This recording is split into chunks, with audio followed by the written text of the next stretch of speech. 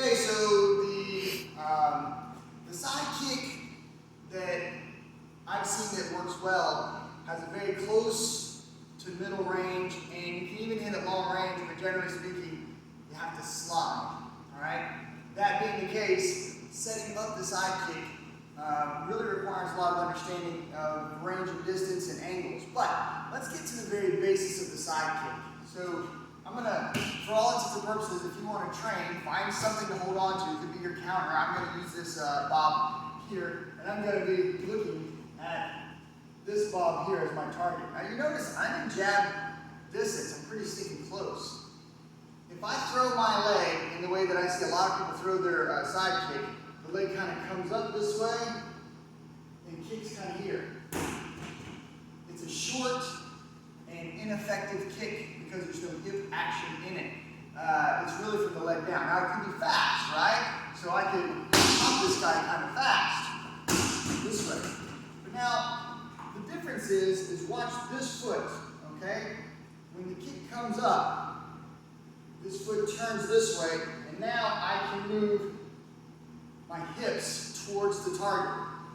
Alright, so before I explain or show what that looks like, this is no hips. Watch, this comes up, and I snap out. This part of my body is not moving.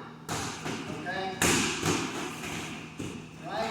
Even if I'm getting a good hit, it's really not very powerful because I'm not moving my hips. Now, once I turn this foot, and I get this foot up, it's still short kicking, but at least I've got my hips into it.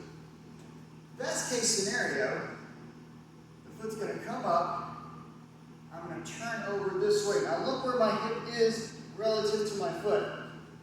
So I'm not here, short kicking, I'm close, right? So when I extend out, I can drive all of that, hyperextending this hamstring, fully extending the hip here, and leaning my weight into the kick. If that makes sense, then what you should realize is that in reality, I can throw my side kick from here. Most people can't do that because they're trying to throw it like this. When I throw my side kick, I turn, I lift, and then I drive. Here. Alright, so let's see kind of what that looks like when I'm really kicking. Alright? So if you're in a side stance, you've already given away that you're going to throw a side kick more than likely. So I fight from a front stance, right? So I can jab, cross, hook, you can throw knees, all of those things are available to me. So I'm going to be close, and if I just go to side stance, lift straight up, this is what I got. Not bad, it's a fast little flip kick or a snap kick. What I want to do is I want to get to here. Get this knee up here. Now look at all that range I have to drive. It's a lot more powerful, it's a lot more effective. Even if I'm super close, I'm just hitting this guy at close range here, I can bail out by turning and driving. Alright, so if we're in the side stance, we've kind of given that away. If we're in the front stance, it looks like this. Foot up, front kick, right? Foot up, round kick, right? Foot up, side kick. Alright, last but not least is if you're going to throw this on the angle, which we talked about in the beginning, is there's usually kind of a step at an angle. We're going to change what that looks like. So I'm throwing the back foot.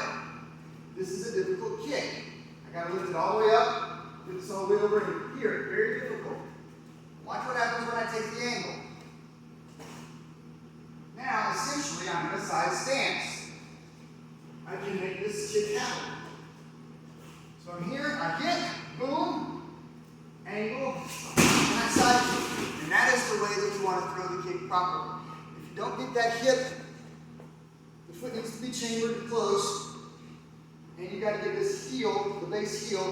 You got to get that face to your target, and when you kick, you have to move this hip, watch. Extend, extend to get maximum power. That's it.